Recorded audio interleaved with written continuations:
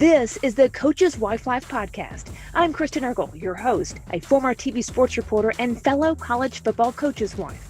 I'll go one-on-one with the strong women who are the backbone of college athletics and athletics of all levels. And now, Coach's Wife Life. This podcast is brought to you by Ruler of Hope. Ruler of Hope is a nonprofit that supports medically fragile children. If you'd like to make a tax-deductible donation, you can use Venmo at Ruler-Hope or online at rulerofhope.org. Hey there, I'm Kristen Eargle, and we have an exciting podcast ahead. But first, I want to talk about something we all know way too much about: moving. Just the thought of that can bring an unsettling emotion. Well, I found a team that can take that load off your plate. It's D1 Relocation. This group can do it all. They can organize your move, coordinate with a moving company, and a trusted real estate agent. They can actually vet key household partners such as schools, insurance agents, physicians in the area. They can even help set up your Wi-Fi and water. It's incredible. So I've come to know this team, which is actually founded by a coach's wife. I think you should check it out. Whether you're looking to move now or in the future, it's d1relocation.com. Now on to our awesome podcast. I am so excited to have my next guest on the podcast, Sarah Crutchfield from the LA Rams. Your husband is the Chief of Staff, Carter. Thank you for being on today. I'm so excited to be here. Thanks for having me, Kristen. Sarah and I go way back. I am so excited to get to reconnect with you. Before we talk about all the fun details of your life, you have to describe Carter on game day in 3 words. Carter on game day, honestly, he is pretty calm and composed. So he and Sean, they ride to the stadium together. But once they get there, I think a weight is definitely lifted off of his shoulders, knowing that head coach is there. Okay, we're ready to go. The game can continue on. But I know he's super excited, so excited to be out there on the field, but also just so grateful. He's so humble. He's just grateful for the opportunity that he has to be with the Rams. And then what are you like on game day? Me, I'm also pretty chill on game day. Aside from driving through the traffic to get to SoFi, I mean, we live about 50 minutes from SoFi, and it can take over an hour, pretty much like an hour and a half to get there. But once I'm there in my seats, I'm so excited. I'm ready to go. I'm definitely feeling super hopeful, obviously, for a win, but mostly hopeful that the players just on both sides of the field stay healthy from, no injuries and just stay safe. But also feeling really grateful just that I get to watch my husband out there on the sidelines get to do his dream job. It's incredible. And we knew you guys way back when. I don't even know, the years of like 2016, 17, 18, something like that at Austin P. Yep. That's Some right. fun years together turning around that program. Okay, let's talk about you. I know you, but others don't. So where did you grow up? And did you envision this life? Yeah. So I was born and raised in Nashville, Nashville native. But, I grew up playing sports. I grew up watching sports, but I never, ever dreamt that I would be a football wife. And it's funny. After I graduated college, I got my first job teaching in Nashville. And, it's not cheap to live in Nashville, especially right out of college. So my parents, being the amazing parents that they are, they were like, hey, you should live at home for a little while, save some money so that, you can eventually, rent an apartment or buy a house. And I was like, okay, great. Fast forward a couple years later, me and Carter get married, but he always jokes that if I hadn't married him or if his profession didn't move us around, that I would still be living with my parents, which is not true. He just knows how close I am with my family, and they're truly my best friends. I mean, we FaceTime every day, we talk every day. So yeah, that's just kind of the running joke. Like if it weren't for Carter, then I'd still be living with my parents at home. Well, then they're amazing people then, of course. Exactly. Okay, so how did you guys meet? So Carter and I, we met in 2011 at Tennessee Tech University. That's where we went to college, in Cookeville, Tennessee, which is about an hour outside of Nashville. We were actually really good friends for a few years. We ran around the same friend group before we started to date after college in 2016, actually, when I first met you, when he started to work for Austin Peay State University in Clarksville. So honestly, Kristen, it was such a God thing, the timing of everything. We always say that we were just more mature people when we started to date. We knew what we wanted in a partner. We both had stable jobs. So God truly knew that that was the time that we needed for us to work. You know, we did know each other in college and we were great friends, and we did definitely have a little secret crush on each other, but we had never spoke about it or put it into existence until, honestly, until God just made it happen. So kind of crazy story, but I love it. Okay, so how long did you officially date, and then when did you exactly get married? so we dated for about 2.5 years. Well, wait, we started dating 2016 and we got married in 2019. That's right. So it was cool because being friends for such a long time, we had that great foundation of friendship. And so we knew a ton about each other so that everything else just naturally fell into place. So we thought that was pretty unique. And now you have an absolutely gorgeous daughter. I love to Thank watch her pictures you. on social media. She's like a little baby model. What is life like as a mom? I mean, are you working right now? How do you handle all that? So I was a teacher here in Thousand Oaks before having Ellie. And then once having her, I'm thankfully able to stay at home, be a stay-at-home mom. And honestly, it is my dream job. So I'm so grateful to Carter's career that I'm able to do that, because I do know not every mom gets to do that or even wants to do that. So I just, to be able to be at home with her, go on all our little adventures, and just be able to witness her little mind and personality blossom into the person that she's supposed to be is honestly the biggest gift, the best job I could ever want.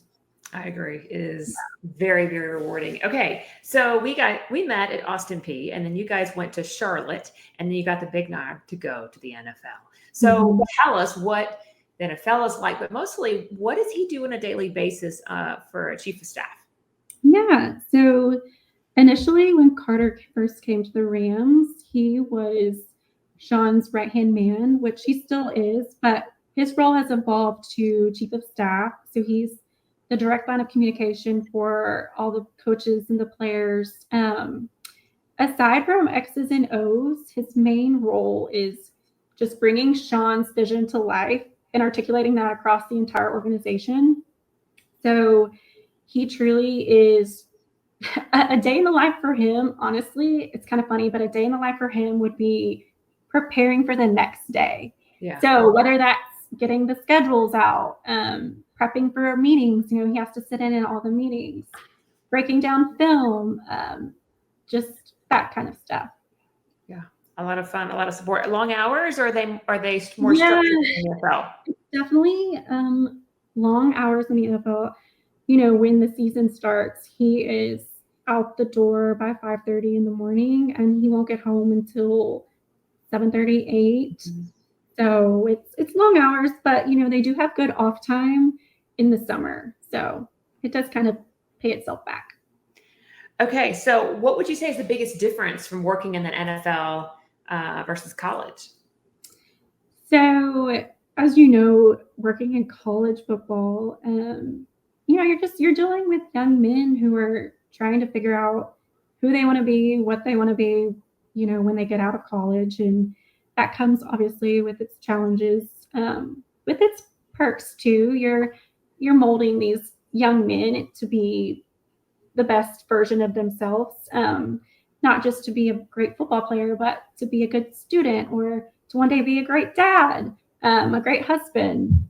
Whereas in the NFL, these are Carter's working with grown men who are just trying to perform to their best ability. And the NFL is mostly all football. But I will say what Carter loves about both sides of college football and the NFL would just be the relationships. At the end of the day, we're always like connecting with people and just loving on people.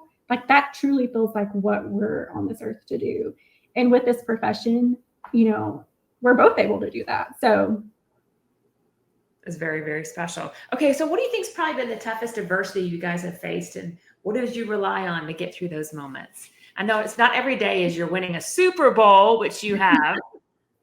Yeah, that's crazy. We'll talk about that later. But I would say the toughest adversity, and I know a lot of wives can definitely relate, and I'm sure you can too, but would just be being so far away from family. We're on the opposite coast. We're on the West Coast. Our family's on the East Coast, Tennessee and Georgia. So, and having a daughter, and having to figure out babysitters and all of that. I will say our families do such a great job, though, flying out and visiting us, spending time with Ellie. They do come to quite a few football games.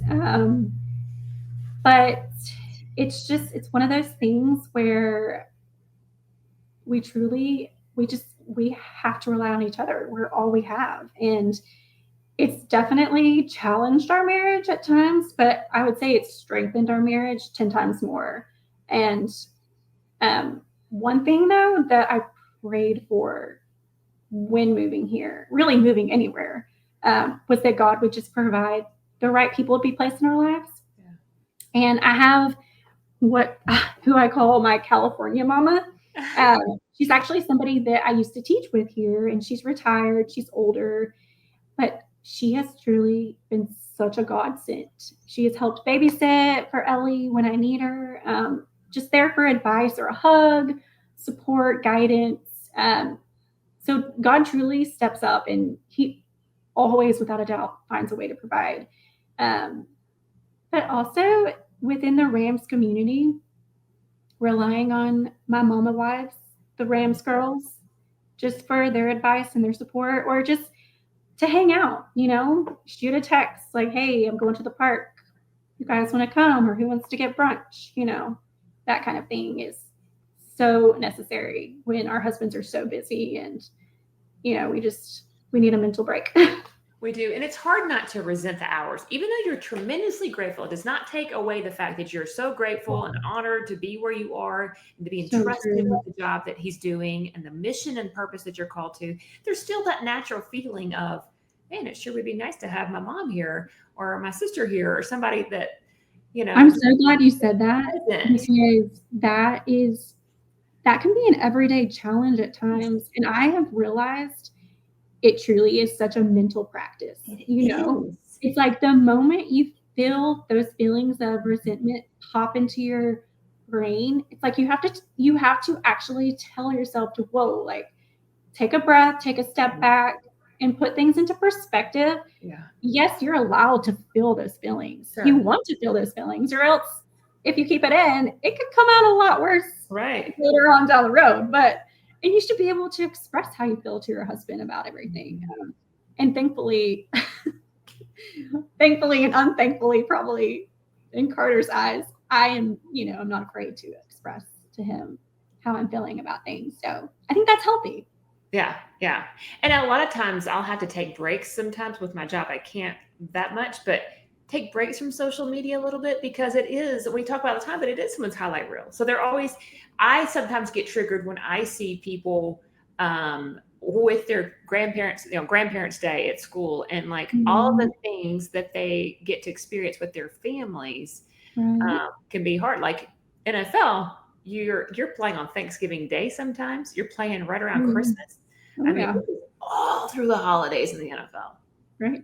And it can be hard too, because I have a sister back home in Nashville, and she's got kids, we have nieces and nephews.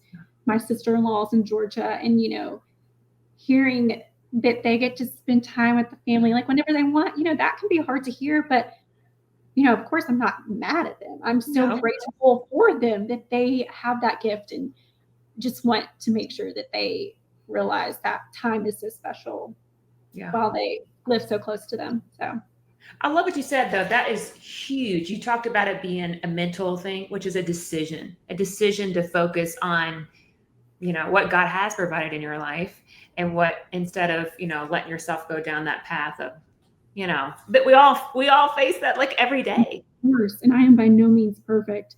Like I said, it truly is a practice, like a mental practice every day. Okay, so how does it go? How does it work in the NFL? And I've had some NFL wives on, but I just love to hear these stories because it feels so different than what we do in the college. Yeah. How do you connect with other wives? Like who? I mean, are they joining in? Is there the group chat? Are there specific events that you guys are doing together? How do you mix with the other coaches' wives and then maybe even players' wives? Yeah, so we definitely have a group chat going of just the coaches' wives, but the players' wives, they have their group chat, but we all mingle together. So in doing that, the Rams at the beginning of every season, they set up a wives luncheon, and they have fun activities for us to do. We'll eat, we'll all introduce ourselves and let everyone know who we are, what our husbands do. It's just a time for the front office to give us all the resources we need because, it might be somebody's first year coming into the NFL, or someone might be coming from the Bengals, or, we do things differently. So just a time for everyone to connect and meet each other. But I will say our head coach's wife, Veronica, she's so good about putting on like dinners for us so we can all get together, or setting up a game night at her house. Little things like that. And even just conveniently, thankfully, most everyone lives about 30 minutes away from each other. So we're able to just shoot a text, who wants to hang out, taking the kids to the park, stop by if you can.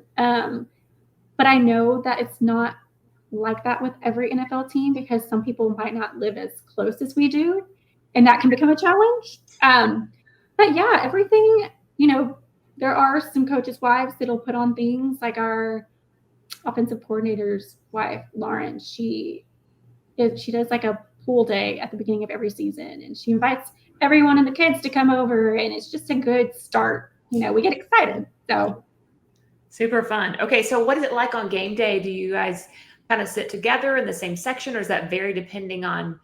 I don't know anything about this. So do you all get assigned seats, or do you kind of can have the option of kind of upgrading your seat to like, hey, we want a box? I mean, how does that work? So boxes are outrageously expensive. Okay. Mostly people like Matthew Stafford's wife, Kelly, she'll have a box and a cup. When they were here with the Rams, they had a box. People like that. But the coaches' wives and the players' wives have our own section. So coaches' wives are on the second level. The players' wives are on the first level. So it's nice because it's just family and friends. So we feel a little safe. We get to sit next to our buddies and cheer the team on. So yeah, it's nice to be able to sit near people. And we are able to request, like, we want to be near to so-and-so that we might be closer with relationship-wise. But the Rams, they do a really good job of honoring those requests. So is there I never thought about this before. Maybe I have. I've maybe asked someone else this, but I'm not sure, which is there is an interesting dynamic with the NFL wives versus coaches' wives because it is such a business and not talking about the Rams right now, just talk about the NFL overall. It's business. They're cutting them, trading them, and then I mean, it's like their job. So I mean, it just feels like it is some of that to navigate, or they just take that off, and you're like, hey, you're player's wife. There's none of that. I mean, do they feel that? Like, I feel like that would be a thing for the wives to navigate. It is hard because, one of the players could easily get cut next week or something. And I always go into the season with the mentality of, I'm going to love on every wife, no matter if they're here for a day or the entire year, because you really do, just like any other job or any other life thing, you never know how long someone's going to be in your life. And so you do want to make the most of it, with the thought in the back of your head that things can always change. But just be as welcoming as you can. You don't want to not interact with a player's wife because you're like, oh, well, they might not even be here in the next couple of months. It's like, why not? So truly just making the most of it. Yeah, definitely. Okay, so do you have any coaches' wife mentors out there or some advice that you've gathered along the way? So I don't really have any advice that I've been given, like words of advice, but I do have some mentors that I have definitely looked up to just by the example that they set and the kind of person that they are. One of them, Leo O'Connell, they were here with the Rams a few years back, but her husband, Kevin O'Connell, is the head coach for the Minnesota Vikings right now. Anyways, when they were here, she led our Bible study, and she just had such a gift. That was her thing. And someone else, Cooper Kupp's wife, they're with the Seattle Seahawks now, but Mia Robinson, who you interviewed, they're with the Falcons now. But those type of women, just from being around them and seeing how authentically themselves they are, speaks so many volumes. Knowing that at the end of the day, if you just are who you are, just be yourself, people are going to love that.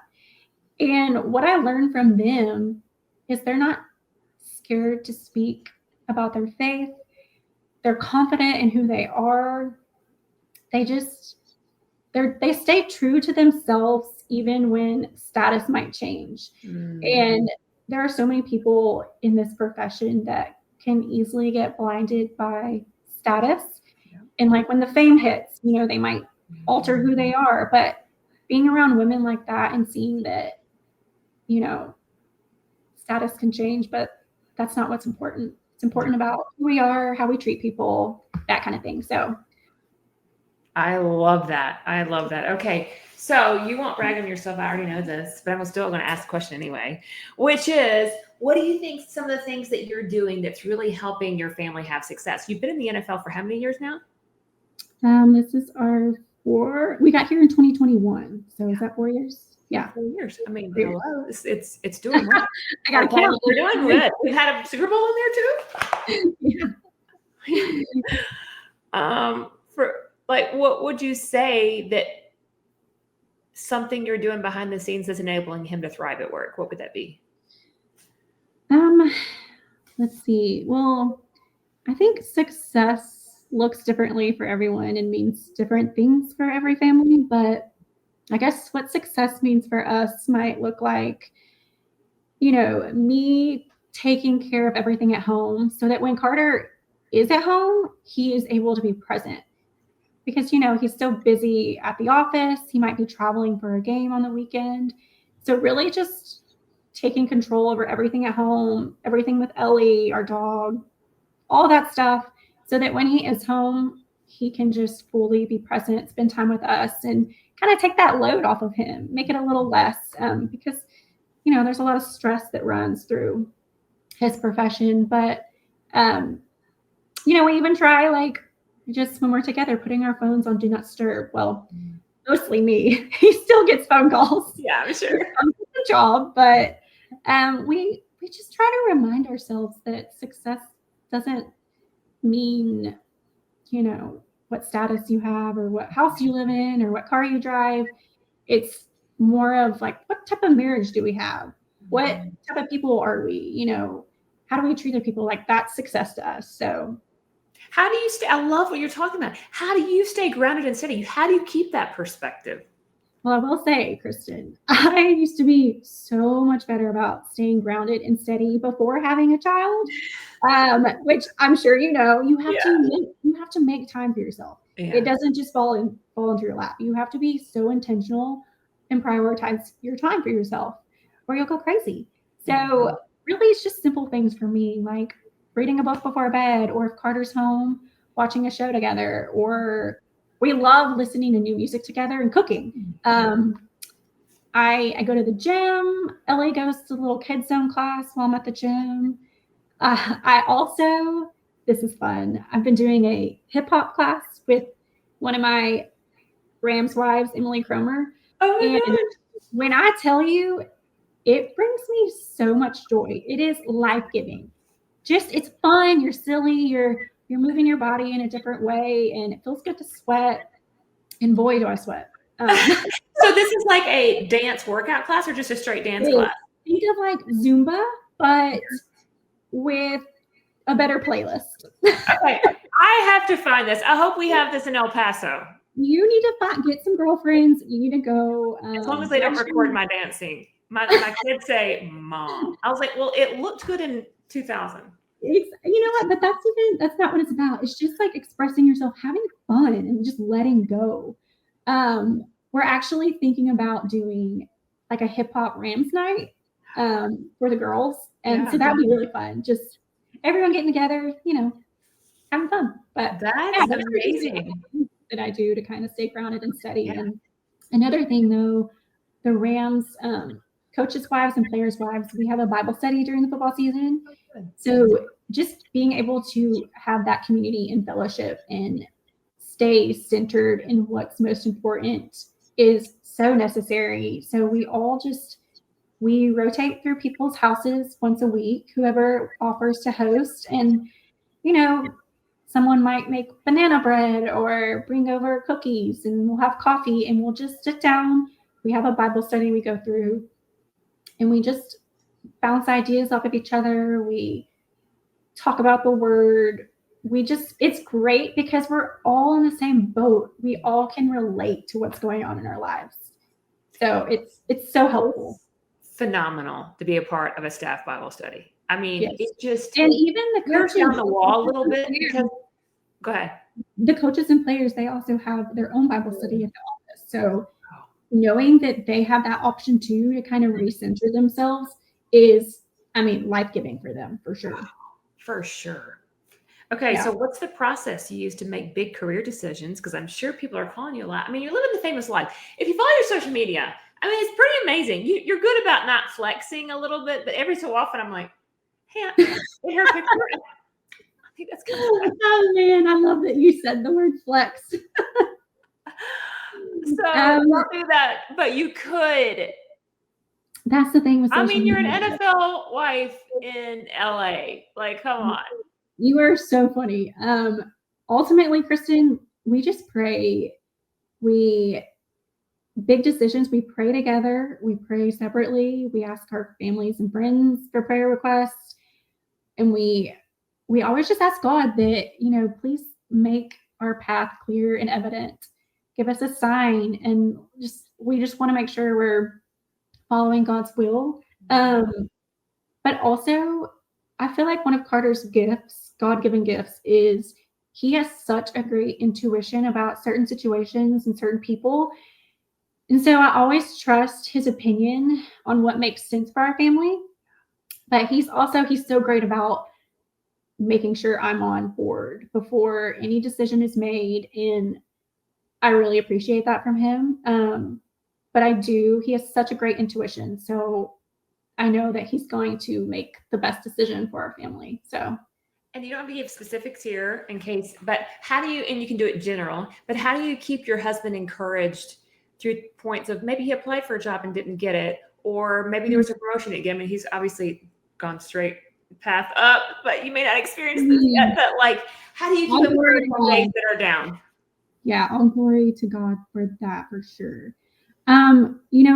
We always just live by the motto of if it's meant to be, it's gonna work out. Mm-hmm. And I know that sounds so cheesy, but in the moment, if something doesn't work out in the moment, it's harder. It's hard.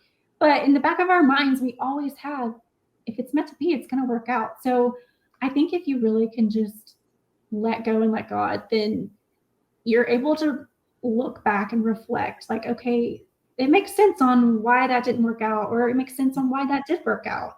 So I just try and encourage him to always just be where his feet are and take a minute out of your day, or if you're driving to work and you have 30 minutes to yourself, think about what you're grateful for. Look around you, think about your life. It's all perspective. If I could give you one of my favorite words, it would be the word perspective, because if you have that and you acknowledge that, you can change an entire mood or an entire day or just your entire life if you have perspective. So That's what it comes down to. Truth. I love this. It's so true. So true. Okay. What's a day in a life look like for you? You told us a little bit. You work out. Okay. So walk us through it. A day in the life for me. Life like? Every day is different. Which, you know what? I love that. I love I've just never, I'm a type B kind of gal. I've never been super scheduled or strict in any of that. But I will say, having a daughter, I know that kids thrive on a little bit of schedule. So I do have that in place. Ellie wakes up around 6:37. Yeah, kind of early. I'll drink my coffee in her playroom with her. You know those nugget couches that you can change into forts? They're for kids, but you need to check it out. It's called a nugget. Okay. So much fun. But anyways, I'm just trying to create a visual for you.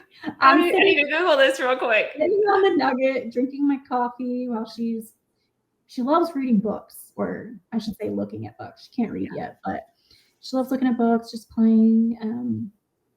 We'll have breakfast together. We'll go to the park.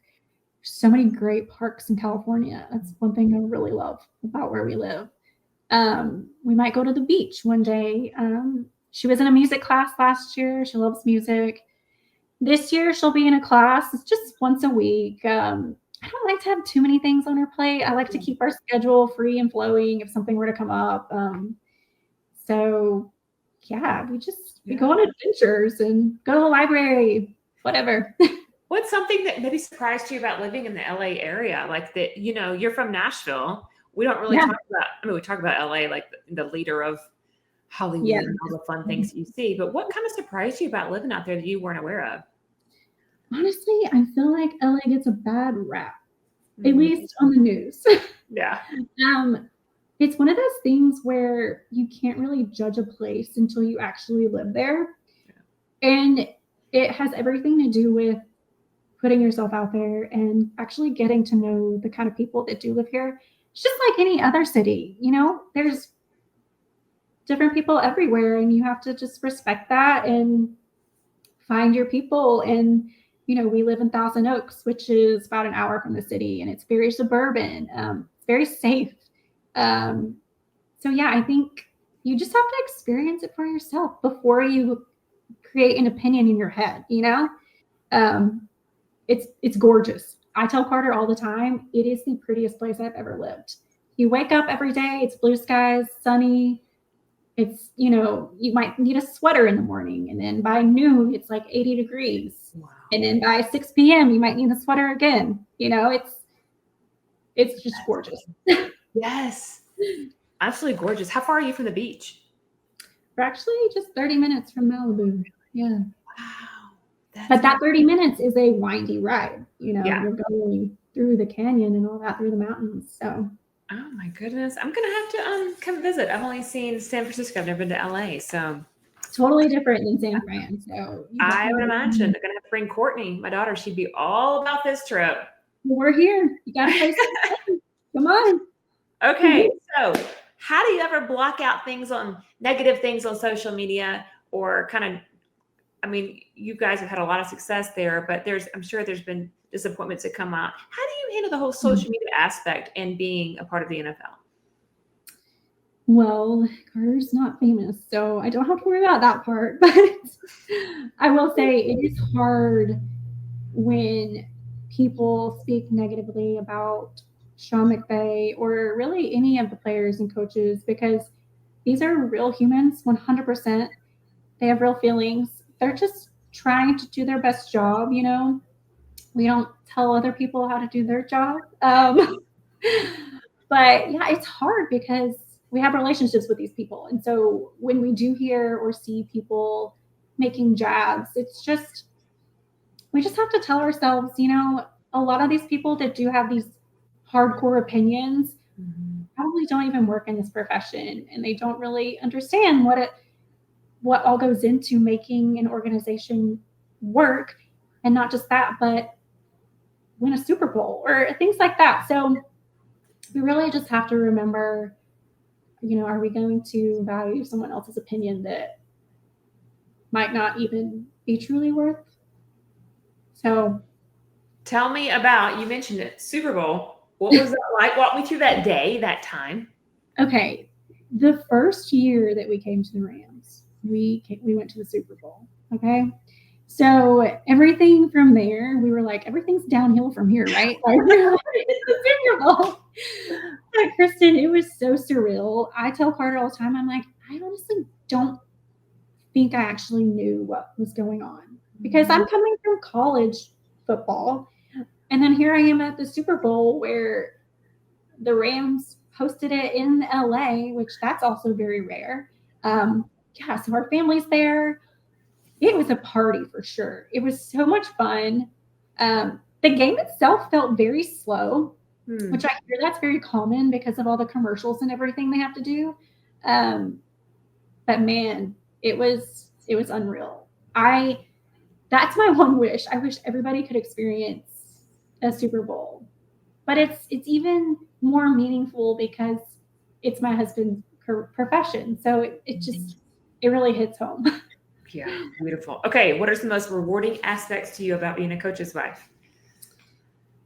Honestly, the most rewarding aspect, just the people and the experiences. I mean, the people are unmatched, and experiences are just once in a lifetime kind of things. But I would say just building relationships with people from all different areas and hearing their stories and learning from them, that's truly the most rewarding aspect of being in the NFL.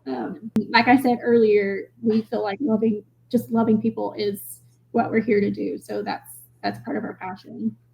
And the NFL allows us to do that. Perfect. Okay, rapid fire questions. Are you ready? Yeah, let's go. Okay, this is what I really want to know. As soon as I booked you, want to know answer question 1. Who is the most famous person in your phone? That's so funny. I love that question. Aside from like NFL people, Lauren. Why are we putting aside from NFL people? Like, I mean, there's too many lists. Is that the problem? Thomas Brett's wife, Lauren Akins. Do you know who I'm talking about? Yeah, of course. Yeah, country music singer Thomas Rhett. So, nice. They went to the same high school that I went to, Good Pasture in Nashville. But I'm really good friends with Lauren's sister Macy, and then I'm really good friends with Thomas Rhett's sister Casey. So anytime, I don't get to see them that much anymore because we obviously live so far away, but anytime that we do go back home, which usually we dedicate our entire summer, like a month, going back to Tennessee and Georgia and visiting our family and friends. So I try and make time for them. So yeah, that's Lauren Akins. She's the famous one. And she is everything and more that you hear about. She is amazing. She is truly a doll with a heart of gold. Okay, what's one item on your bucket list you've checked off and one left to check off? So going to the Super Bowl would have been the item checked off. Check. One item left would be, you're going to laugh, but I have this vision in my head ever since we moved to California. I love the like retro California vibe. So I have this vision in my head of me rollerblading down the boardwalk in Venice Beach with my AirPods in. I'm just listening to music. So Carter, he said he's going to do it with me. I just hope he doesn't like break an ankle or something. But yeah, that would be my bucket item. Okay, you need to do a Coach's Wife Life takeover that day and take us through it on social media. That sounds fun. I will. Who are the last 3 people you have texted? Oh, let's see. Got it on Do Not Disturb right now. Yes, I know. You're probably about to. Well, I was texting you. Carter, and my family has a group chat. My mom, my sister, and my dad. So, and that's an everyday occurrence for sure. Oh yeah, I love the family group chat. Okay, funniest account you follow on Instagram. You got any advice for us? Anything you crack up? Instagram is that's what I do love about Instagram. I will say it's just there are things that bring you so much joy and laughter, and like we need that, right? We do need that. But his name is I am Jonathan Peter. I heard this one. You'll have to look him up, but he just posts videos of people doing just the dumbest things. And they're so funny. And his face the entire time is unfazed. He's just like this. And it's just videos rolling of people just doing insane things. And I'll have to send it to you. Yes. Are you one that shares these with like a group of friends all the time? Yeah. And I think I share a little too much with Carter, and he's like, he never responds to them. I know, neither does Joshua. I'm like, I have like 6 of them. Did you watch it? He goes, are you serious right now? He's like, babe, you can maybe calm down a little on how much you're sending me. He's like, I don't have a lot of time to look at these. But they're so good. They're so good. You're missing it. Yeah. Okay. What about your life impresses your child the most? Well, with Ellie just being a year and a half old, just the food that we have in our house. The girl loves to eat. She loves to eat. So. Okay. What would be your walk-up song? Okay, this is a great question. And honestly, I am such a music gal. I could give you a song for every genre. But I'm going to go with Give Me Shelter by the Rolling Stones. I don't know. I like the intro. It's kind of different. Yeah, I don't know. Give Me Shelter by the Rolling Stones. Very fun. Thank you so much. This has been a blast. This was so much fun. Thanks for having me. This podcast is brought to you by Ruler of Hope. Ruler of Hope is a nonprofit that supports medically fragile children. If you'd like to make a tax-deductible donation, you can use Venmo at Ruler-Hope or online at rulerofhope.org. For a replay of this episode or previous episodes, visit coacheswifelife.org and follow us on social media at Coaches Wife Life.